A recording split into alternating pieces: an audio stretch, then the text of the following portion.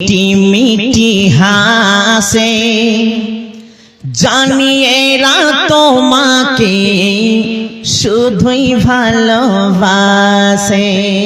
আকাশের তারা team team team team করে না? করে।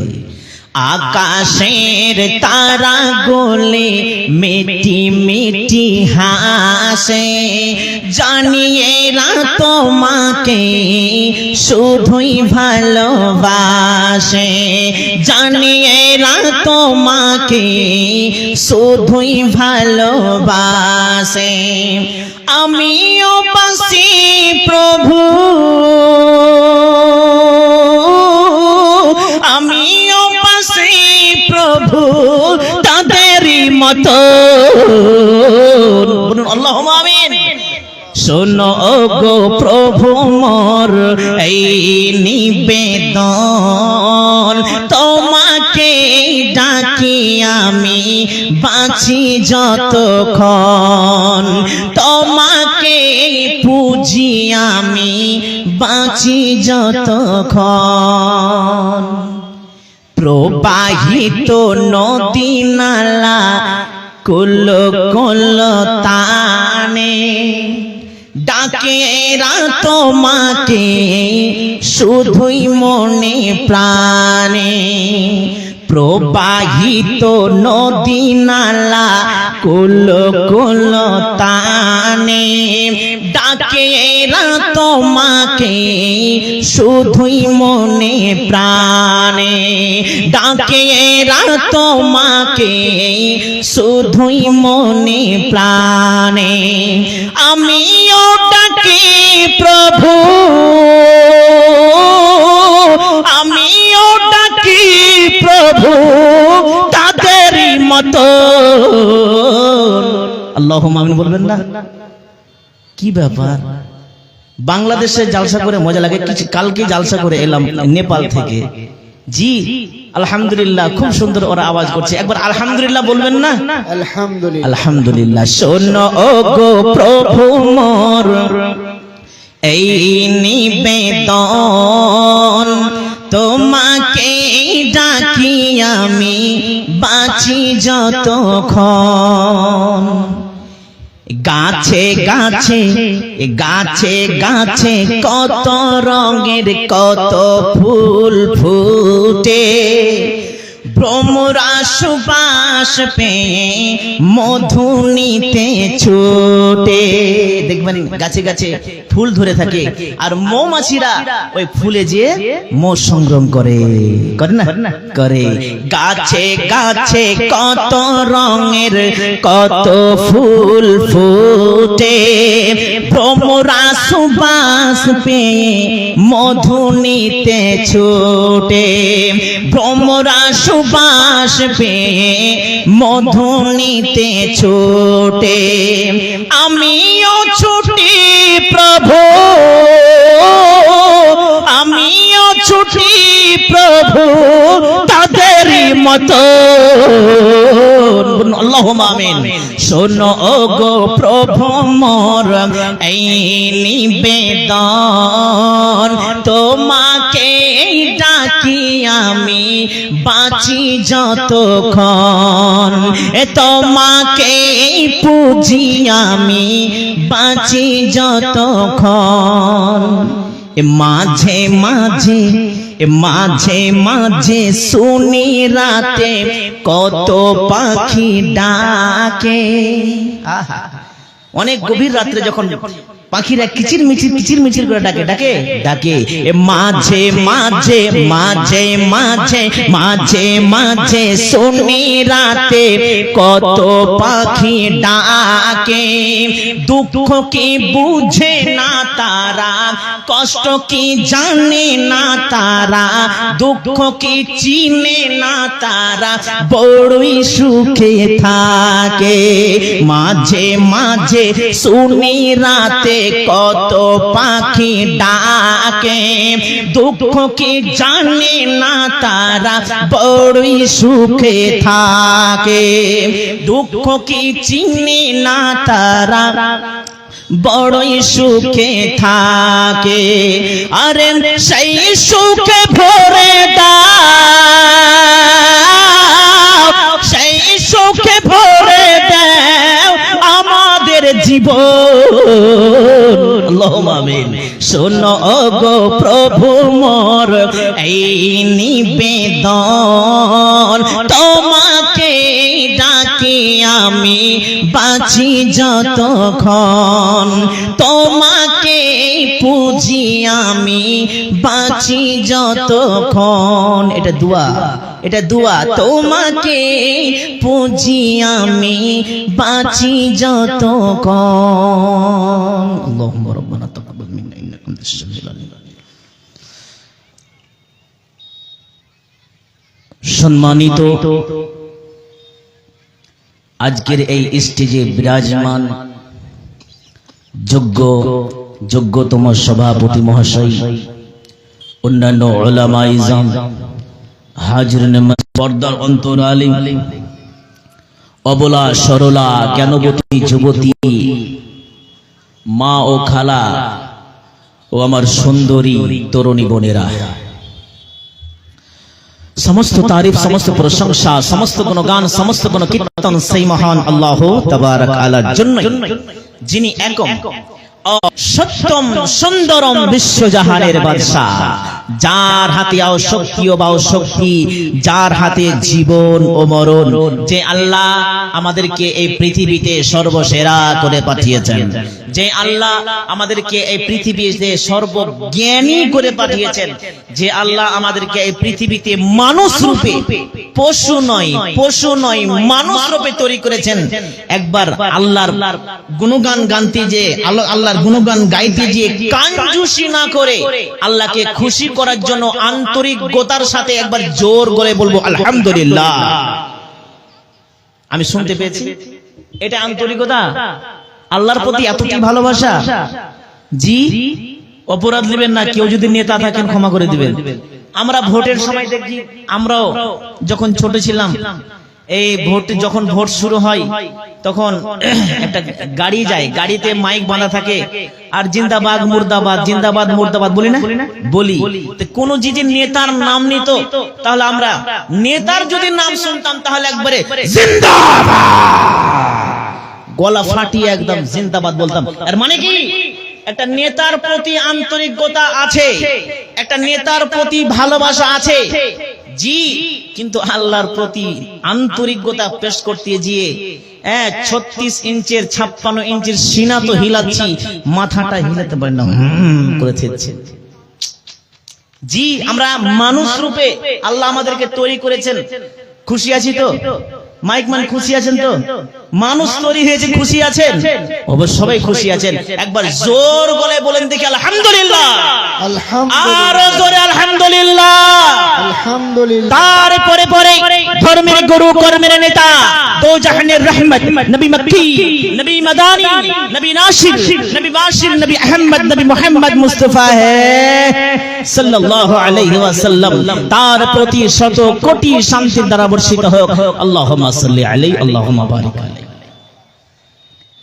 আমি আপনাদের সামনে কয়েক কলম আয়াত পেশ করেছি।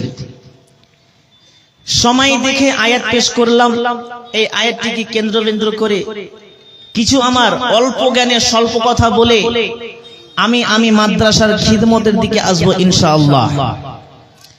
যারা ভাই দাঁড়িয়ে আছেন, আপনারা এখনই হিসাব করবেন না পরে? জালসা আমি করার পরে হিসাব করবেন। যদি টাকা পান তো বসে থাকেন, ইনশাআল্লাহ টাকা আমি আপনাদেরকে দিয়ে দেব। আর যদি পাছাই ফোড়া থাকে তাহলে তাও বলেন যে ফোড়া আছে মাওলানা, আপনাদের চেয়ারের ব্যবস্থা করে দেব। ভাইজান যারা দাঁড়িয়ে আছেন বসে যান। আর মনে হচ্ছে মারবের জন্য দাঁড়িয়ে আছে, যদি আমাকে মারে, আমার যদি কিছু হয় তো কমিটি দেয় না, তো ওদেরকে বসিয়ে দেন। জি, যাই হোক, আমি সর্বপ্রথম দুইটি কথা বলবো, খুব আকর্ষণীয় কথা, খুব সুন্দর কথা। কথাটি হচ্ছে, এক দেশের গালি, এই বিহারের গালি, আমাদের ঝাড়খণ্ড মুর্শিদাবাদের বুলি, ঝাড়খণ্ড মুর্শিদাবাদের গালি, আপনাদের বিহারের বুলি। জি, এই কথাটা আমি নেপালও বলেছি, কারণ ওটা অন্য দেশ। আমি এখানেও বলছি কারণ হচ্ছে রাজ্য আলাদা, এই রাজ্য ওই রাজ্যের পার্থক্য অনেক। এমন এমন ভাষা আছে এই বিহারের মধ্যে, যেই ভাষাগুলি আমাদের মুর্শিদাবাদ ঝাড়খণ্ডে ওগুলা গালি বলে গণনা হয়। আর এমন এমন ভাষা আমাদের দিকে আছে যেই ভাষাগুলি আপনাদের বিহারে গালি হয়, অথচ আমাদের ওই দিকে ওটা বুলি ভাষা, চলতি ভাষা, কিন্তু আপনাদের জন্য গালি। এটা আমার ট্রাই করা হয়ে গেছে, বিভিন্ন এলাকা বিভিন্ন জায়গা যাচ্ছি, বাংলাদেশ নেপাল সব জায়গায় যাচ্ছি, কথা ভাষার মধ্যে ট্রাই হয়ে গেছে যে কোনটা ভাষা কোন দিকে বলতে হয় আর কোনটা ভাষা কোন দিকে ছেড়ে দিতে হয়। কেন বললাম?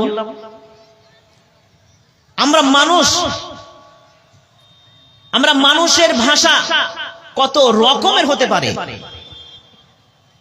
এখানকার জন্য যেই ভাষাটা বুলি হয়, অন্য জায়গার জন্য ওটা জঘন্য ভাষাও হতে পারে। আপনি কেরাল যাবেন, কেরালে একটা ভাষা আছে, আমাদের এখানকার একটা ভাষা আছে, আমরা ভাত খাই, ভাত, জি, চাউলটাকে উতলে রান্না করার পরে যেটা সাদা সাদা হয় ওটা কি আমরা বলি? ভাত বলি। কিন্তু কেরাল ভাষায় ওটা চোর বলে, চোর। তো আমাদের দিকে চোর কি? যারা চুরি করে তারা চোর। আর কেরালের ভাষায় ওটা হচ্ছে ভাত। জি, অনেক রকম এরকম জিনিস আছে, মিস্টেক আছে, যে আপনাদের জন্য ভাষা, এটা ওদের জন্য গালি। আমার বলার উদ্দেশ্য হচ্ছে পৃথিবীতে কত রকমের মানুষ আছে আর কত রকমের ভাষা আছে। আমরা মানুষের ভাষা মানুষে বুঝতে পারি না, কিন্তু পবিত্র কোরআন হচ্ছে কার ভাষা? একবার জোর করে বলুন, কার ভাষা? আল্লাহর ভাষা। তো আমরা মানুষের ভাষা যদি বুঝতে না পারি, তাহলে আল্লাহর ভাষাকে বুঝা অত সহজ নয় যে আমি পড়লাম, আমি শুনলাম, মুখস্থ হয়ে গেল, আমি বাড়ি থেকে শুনছি, আমি আমার শোনাও আমি শুনতে পাচ্ছি, ওটাই যথেষ্ট। তাহলে আপনি ভুল। খুব ডিস্টার্ব করছে পোকাতে, একটা ঢুকে গেছে, একটা মাল ঢুকে গেছে ভিতরে। এই ভিতরে কি যে করবে আল্লাহ আল্লাহ। তো কোরআনের ভাষা যখন আপনারা শুনবেন, খুব ধ্যান দিয়ে শুনিয়েন। তার কারণ যারা এখন ঠান্ডার দিন দেখেন, অনেক দেখছি মাথায় মফলার কি এমন করে বেঁধেছে, আমি যদি কিছু না জায়েজ বলি তো ওরা জায়েজ মনে করে নেবে। ওরকম পশ্চিম বাংলাতে এক জায়গাতে হয়েছে, জি, পশ্চিম বাংলাতে এক জায়গায় হয়ে গেছে। হ্যাঁ, বক্তা বলে দিয়েছে মদ খাওয়া জায়েজ। আপনারা ভাববেন সুবহানাল্লাহ, এতদিন পারফেক্ট একটা বক্তা কমিটি নিয়ে এসেছে, হ্যাঁ, আবার উঠে পালাচ্ছেন কেন ভাই? দু প্যাক মেরে আসবেন নাকি ভাইজি? ও বসেন, খাবারদার যাবেন না, মদকে জায়েজ করেছি, আগে শুনে যান তারপরে যাবেন। কিছু লোক ফের উঠে পালাচ্ছে, যতক্ষণ বক্তা বলে দিয়েছে জায়েজ তখন দু পাক মেরে আসি আগে। হ্যাঁ, মদ খাওয়া জায়েজ। আর যেমনই বক্তা বলে দিয়েছে মদ খাওয়া জায়েজ, ও ঘুমন্ত অবস্থায় শুনেছে, আর যেমন বলেছে মদ খাওয়া জায়েজ তেমনি লাফিয়ে উঠে বলছে নারে তাকবীর আল্লাহু আকবার, নারে তাকবীর আল্লাহু আকবার। জি, কিছু হলো না। আবার বক্তা বলছে যে 4টি নদী আছে দুনিয়াতে, আল্লাহ জান্নাতে 4টি নদী আছে। কয়টি? 4টি। একটি হচ্ছে পানির নদী, একটি হচ্ছে দুধের নদী, একটি হচ্ছে মধুর নদী, আর একটি হচ্ছে মদের নদী। মদের নদী, মদের নদী। আল্লাহ জান্নাতে মানুষকে মদ খাওয়াবে। আর এই কথা আবার যখন বলে দিয়েছে, ও মালখোর আবার লাফিয়ে উঠে বলছে নারে তাকবীর আল্লাহু আকবার, নারে তাকবীর আল্লাহু আকবার। কমিটির লোক গিয়েছে ওর কাছে, বে এত কিনে তকবীর দিচ্ছিস, তো চুলকানিটা কোথায়, কি হয়েছে? ও তখন পাল্টা জবাব দিচ্ছে, হুজুর কি বললে শুনলি? কারণ কলকাতার দিকে ওটা হুজুর বলে, আমরা দিকে শেখ বলি, আলেম মৌলানা বলি, তোরা হুজুর বলে। ও বলছে হুজুর কি বললে শুনছিস? আল্লাহ জান্নাতে নিজেই মদ খাওয়াবে। আবে দুনিয়ার মাল খেয়ে প্র্যাকটিস না থাকলে জান্নাতে খাবি কি? দুনিয়ার মাল খেয়ে যদি প্র্যাকটিস না থাকে তো জান্নাতে খাবি কি? কাহা কা বাস কাহা লাগা দিয়া। উনি বলতে চেয়েছেন বক্তা সাহেব যে কোন ক্ষেত্রে জায়েজ মদ খাওয়া জায়েজ, কোন ক্ষেত্রে জায়েজ, কোন সময়ে জায়েজ? জি দেখেন, ঠান্ডার মৌসুমে আমাদেরকে ঠান্ডা লাগে, ঠান্ডা লাগে না? লাগে। একটা টনিক পাওয়া যায়, টনিক সিরাপ পাওয়া যায়, কাশির সিরাপ। ওই কাশির সিরাপে দেখবেন এত পার্সেন্ট অ্যালকোহল, এত পার্সেন্ট অ্যালকোহল, অত পার্সেন্ট অ্যালকোহল থাকে। জি, তো ওখানে লেখা থাকে এত পার্সেন্ট অ্যালকোহল। হেমাপতি ওষুধ খেয়েছেন, হেমাপতি ওষুধে অ্যালকোহল থাকে। এবার আপনি যদি সুফিগিরি করেন, হ্যাঁ এতে অ্যালকোহল মেশা আছে, আমি খেতে পারবো না, ডাক্তারে বলবে না খাবি, ঢুকে যাবি কবরে। বাধ্য হয়ে ওকে বিসমিল্লাহ বলে খেতে হয়, ওই ক্ষেত্রে যায়। বাকি ওই লম্বা খাম্বা যে লাল খাবে ও মাল চলবে না, ও মাল চলবে না, ওটা হারাম করা হয়েছে। তো কোরআনের ভাষা শুনতে গেলে কাছে আসতে হয়। এবার ধ্যান দিয়ে শুনেন। জি, এবার কোরআনের কথা বলতে চলছি। বিসমিল্লাহির রহমানির রহিম। ওয়ামা খালাকতুল জিন্না ওয়াল ইনসা ইল্লা লিয়াবুদুন। আমার আল্লাহ বলছেন, এই দুনিয়ার মানুষ, এই দুনিয়ার মানুষ আমি তোমাকে পৃথিবীতে পাঠালাম। এই দুনিয়ার মানুষ এবং জিন আমি তোমাকে দুনিয়ায় সৃষ্টি করলাম। আমার আল্লাহ দুনিয়ায় পাঠালেন। একটা জিনিস আপনাদেরকে দিচ্ছি, নিয়ে যাবেন বাড়ি, আর বাড়িতে যেয়ে ট্রাই করিয়েন, অবশ্যই ট্রাই করেন। আজকে না হলে কালকে, আজকে করতে পারলে আলো ভালো, কালকে করতে পারলে ভালো। কথাটি হচ্ছে, আপনি বাড়ি যাবেন, বাড়ি যে উজু করবেন, উজু করার পরে রাত্রে ঘুমাতে যাবেন, বালিশে মাথা দিয়ে একবার লম্বা শ্বাস মারবেন, শ্বাস দিয়ে চোখটা বন্ধ করবেন, আল্লাহর দিকে ধ্যান থাকে যেন, আল্লাহর দিকে ধ্যান যেন থাকে। চোখটা বন্ধ করে আপনি মনে মনে বলবেন, আমি কে, আমার পরিচয় কি, আমি কে, আমি কেন, আমি কেন, আমি কে। আমি বলেছি ওয়ামা খালাকতুল জিন্নাদেরকে দুনিয়ায় পাঠিয়েছি, তোরা মানুষ আমি তোদেরকে দুনিয়ায় পাঠিয়েছি, তুই আমাকে বলছিস আমি কে। আমি বলছি, আপনি বলবেন আমি কেন, আমি কেন, আমি কেন। আল্লাহ বলবেন, এই মানুষ আমি তোমাকে পাঠিয়েছি দুনিয়ার মধ্যে ইল্লা লিয়াবুদুন, তোমরা আমার ইবাদত করবে, তোমরা আমার কাছে মাথা নত করবে, কারণ আমি তোমাকে দুনিয়ায় পাঠিয়েছি, আমি তোমাকে দুনিয়ায় পাঠিয়েছি।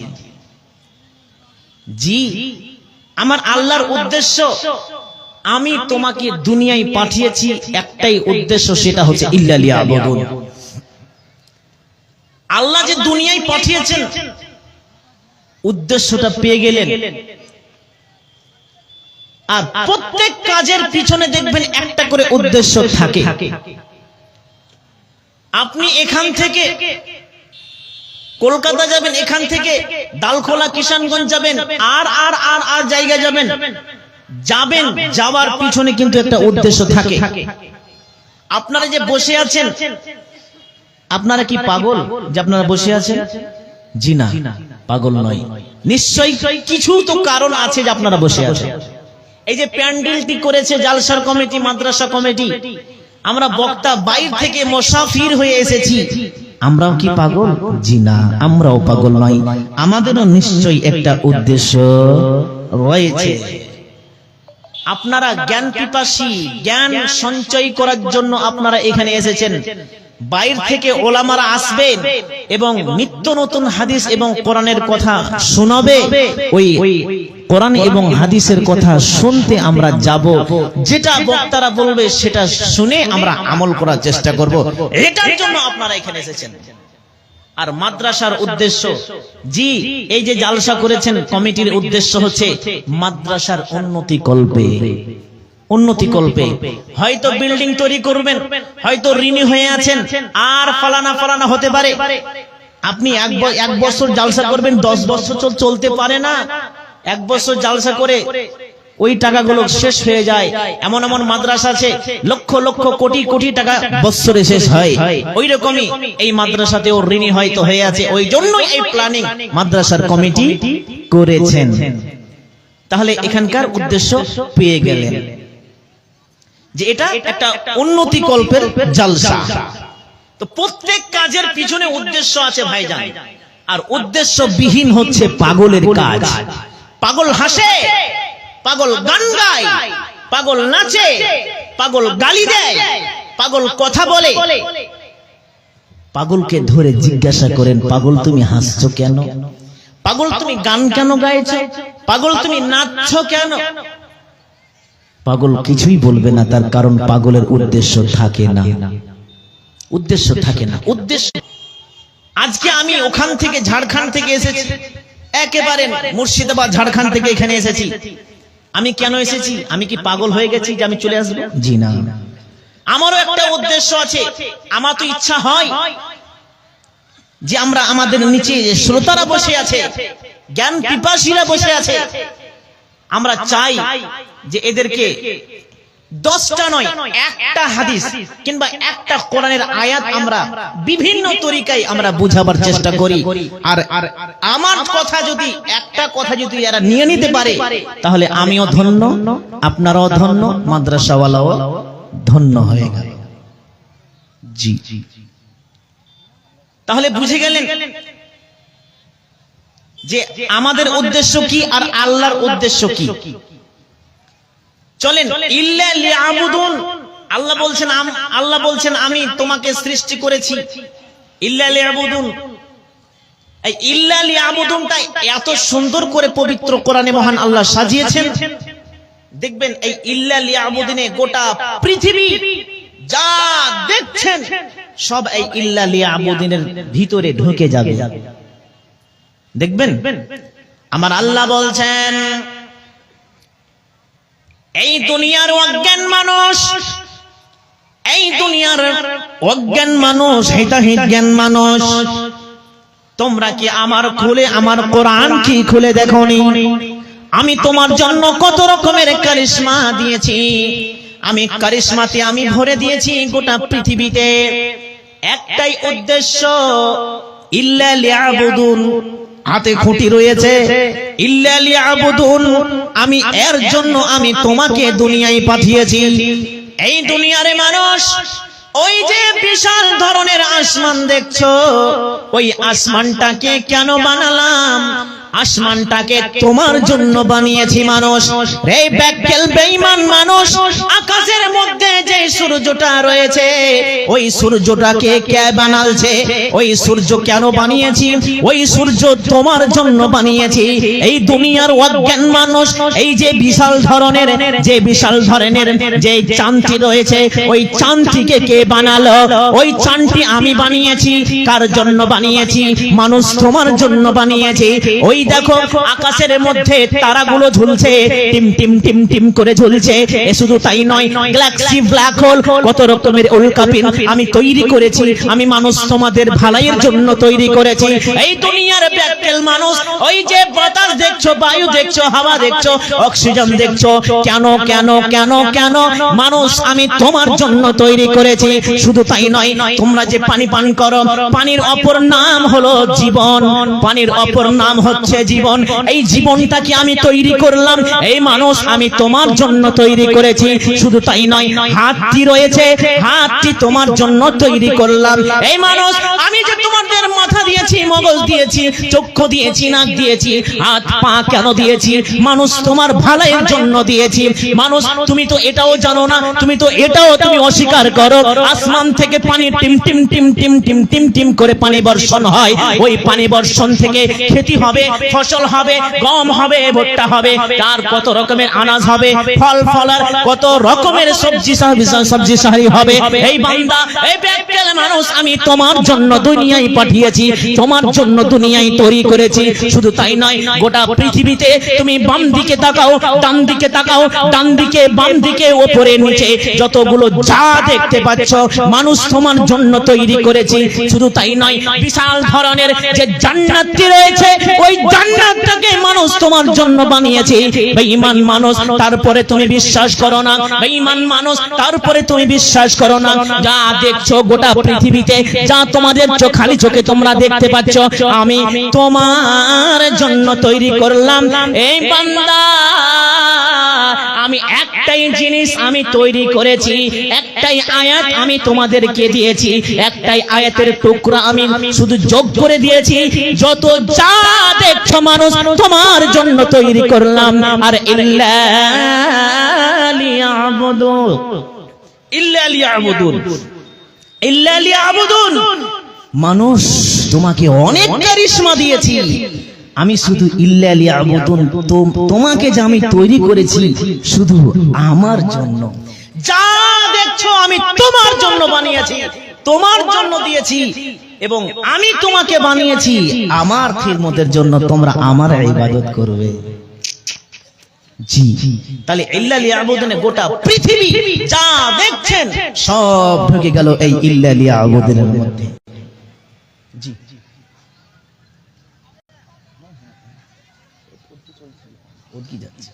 জি, তো ইল্লা লিয়াবুদুন আমাদেরকে সৃষ্টি করেছেন ইবাদতের জন্য। ইবাদত কাকে বলে, কি জিনিসটাকে বলে? ইবাদত বলতে কি বোঝায়? বিভিন্ন রকমের ইবাদত রয়েছে। ও চাওয়ালা, চাওয়ালা ভাইজান, আপনি চলে যান।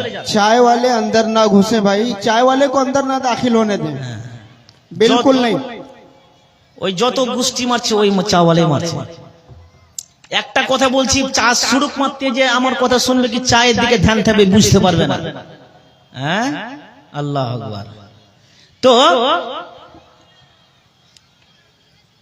ইবাদত জিনিসটা কি আপনাদেরকে শুধু বুঝিয়ে দিই, ইবাদত কাকে বলে। দেখেন, নামাজ পড়ি, এটা একটা ইবাদত। আমরা অনেকে জানি না যে ইবাদত কি কি জিনিস। নামাজ পড়ি, রোজা করি, আর আর আর আল্লাহ, আল্লাহর নবীর তরিকায়, আল্লাহকে খুশি করার জন্য যা করব, নবীর তরিকায় যেটা নবী করেছেন যা করব সেটাই হচ্ছে ইবাদত। এমনকি পেশাব পায়খানা আমরা যদি নবীর তরিকায় করি, থুথু যদি নবীর তরিকায় ফেলি, সবই ইবাদত, সবই ইবাদত। রাস্তায় চলবেন, চলাটা ইবাদত। মানুষের সাথে কথা কর্তন করবেন, এটাও একটা ইবাদত। নামাজ পড়বেন, এটাই ইবাদত। রোজা করবেন, এটাই ইবাদত। আপনি আল্লাহর রাস্তায় আপনারা দান করবেন, সাদকা করবেন, এটা সবচেয়ে বড়, এটাও একটা ইবাদত। জি, জি, জি। আচ্ছা বলেন তো, আমরা এখানে বসে আছি, কিছু কিছু মানুষ চলে যাচ্ছে, মানে যাচ্ছে কেন, মানে ইজ্জত মনে হয় চলে যাচ্ছে এদের। হ্যাঁ, ইজ্জত চলে যাচ্ছে। আচ্ছা বলেন তো, এই সুন্দর একটা মাহফিলে আমরা বসে আছি, আমাদের ইজ্জত কি চলে যাচ্ছে ভাইজান? ইজ্জত কি ডুবে যাচ্ছে? যাই না। তো ইজ্জতের মালিক কে বলেন তো একবার? ইজ্জতের মালিক কে? আল্লাহ।